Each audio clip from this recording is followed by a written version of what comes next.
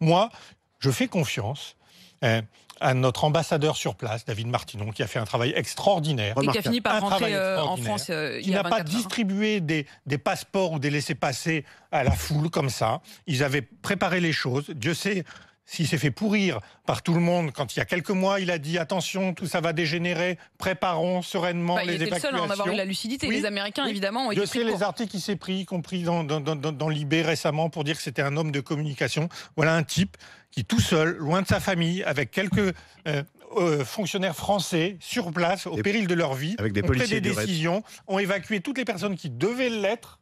Et il est le dernier à avoir quitté le sol et ceux pour lesquels il y avait encore un doute de savoir s'il devait le faire, il a distribué des documents qui leur permettront, si on y arrive, de les faire venir. Et en fonction de ça, on regarde qui aura le droit de rester chez nous.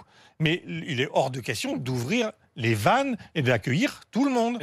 Et hors de question de laisser des élus se faire de la publicité à bon compte sur le sujet, et puis après, hop, on repart à sa petite primaire chez les Verts en disant « j'ai été le plus généreux, je vais gagner un point auprès de l'électorat des Verts ». C'est justement ce que nous écrit Bernard sur l'appli Direct Studio. Il nous dit « Les maires et le gouvernement qui souhaitent accueillir des milliers de migrants sont des irresponsables. La séquence actuelle, c'est du pain béni pour le Rassemblement national », nous écrit Bernard. Ouais, mais selon ce principe, moi, ça fait 20 ans que dès que quelqu'un l'ouvre, on dit c'est du pain béni pour le Front National. Non, il faut du pain béni pour la bêtise. Il faut arrêter de renvoyer tout débat sur les questions migratoires et de sécurité au Front ou au Rassemblement national. Ce sont des sujets d'une importance majeure, d'une importance cruciale. Encore une fois, le socle de l'exercice de nos libertés, c'est d'être en sécurité pour le faire. Et c'est une question de bon sens et de base, et ça n'a rien à voir avec le Front ou le Rassemblement national.